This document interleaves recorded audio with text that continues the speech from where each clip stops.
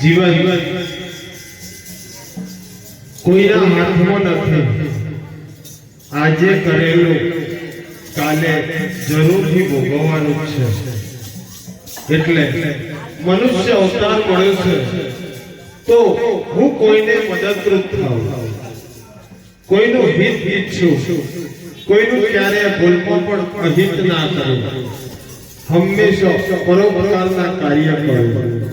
એવા ઉદ્દેશ્ય સાથે અમારા શ્રી કૃષ્ણ ભજન મંડળે એવો નિર્ણય લીધો છે કે હવે જે પણ આરતીની આવક થાય એ અને જરૂર પડે તો બીજી આવકમાંથી પણ પૈસા એકઠા કરીને અમે કીડિયારું પૂરીએ છીએ.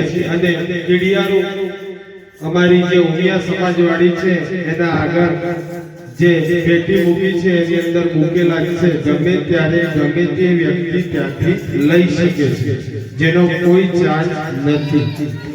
અત્યાર સુધીમાં અમારી ટીમે 270 કિલો જેટલું અનાજ કીડીઓના દર સુધી, કીડીઓના મોઢા સુધી અમે પહોંચાડી દીધું છે.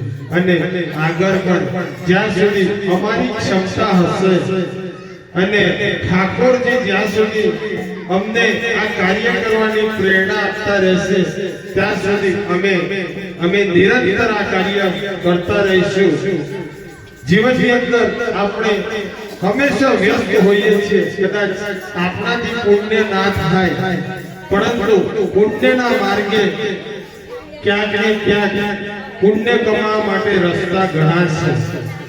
જેવા કે પ્રભુનું નામ લેવું, હરિ કીર્તન કરવું. એટલે સમય મળે તો થોડો સમય પ્રભુ માટે, પોતાની કુળદેવી માટે, પોતાના ઈષ્ટદેવ માટે જે પણ સમય મળે, રાત્રે સૂતા સૂતા પણ તમે પ્રભુને યાદ કરી શકો છો. પ્રભુને યાદ કરવાથી એનો કોઈ ચાર્જ નથી નેટ વપરાવાનો. માત્ર મનની અંદર એક કસોટી થવાની છે, એક વિચાર વાયુ ઉત્પન્ન કરવાનો છે કે હું પ્રભુમાં લીન છું, પ્રભુ મારી અંદર વસેલા છે.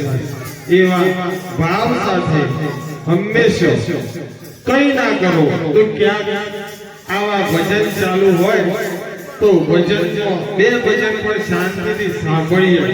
એટલે જ એક સરસ મજાનું ભજન લખ્યું છે કે મારું મૂકી દઈને આવો રે ભજનમાં.